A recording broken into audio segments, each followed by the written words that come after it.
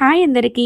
గోంగూర పుల్లగూర recipe చూపించబోతున్నాను. ముందుగా ఒక కట్ట గోంగూరని నీట్‌గా క్లీన్ చేసుకొని కుక్కర్‌లో వేసుకొని, అదే కుక్కర్‌లో మీ కారానికి తగినట్టుగా పచ్చిమిర్చి, 3 టమాటాలు, కరివేపాకు, వెల్లుల్లి రెమ్మలు, ఒక స్పూన్ ఉప్పు, కొంచెం పసుపు వేసి, ఒక గ్లాస్ వాటర్ పోసి మూత పెట్టి 3 విజిల్స్ రానివ్వాలి. ప్రెషరంతా పోయిన తర్వాత పప్పు గుత్తితో మెత్తగా అయ్యేంత వరకు మెదుపుకోవాలి.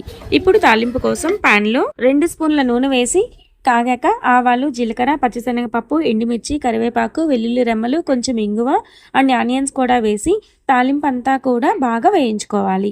ఇలా బాగా దోరగా వేగిన తాలింపులో కొద్దిగా సన్నగా తరిగిన కొత్తిమీర కూడా వేసుకొని ముందుగా మనం రెడీ చేసి పెట్టుకున్న గోంగూర మిశ్రమాన్ని ఈ తాలింపులో వేసి అంతా బాగా కలిసేలా కలుపుకోవాలి.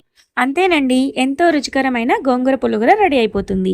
వేడివేడి అన్నంతో తింటే నోటికి పుల్లపుల్లగా, కారం కారంగా టేస్ట్ అయితే భలే ఉంటుంది. నచ్చితే ఒక్కసారి ట్రై చేయండి. Thank you. హాయ్ అందరికీ.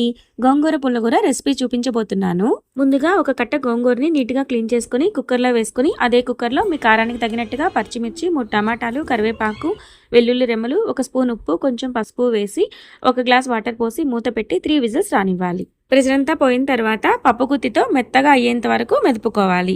ఇప్పుడు తాలింపు కోసం ప్యాన్‌లో 2 స్పూన్ల నూనె వేసి కాగాక ఆవాలు, జీలకర్ర, పచ్చిశనగపప్పు, ఎండుమిర్చి, కరివేపాకు, వెల్లుల్లి రెమ్మలు, కొంచెం ఇంగువ అండ్ ఆనియన్స్ కూడా వేసి తాలింపు అంతా కూడా బాగా వేయించుకోవాలి. ఇలా బాగా దోరగా వేగిన తాలింపులో కొద్దిగా సన్నగా తరిగిన కొత్తిమీర కూడా వేసుకొని ముందుగా మనం రెడీ చేసి పెట్టుకున్న గోంగూర మిశ్రమాన్ని ఈ తాలింపులో వేసి అంతా బాగా కలిసేలా కలుపుకోవాలి.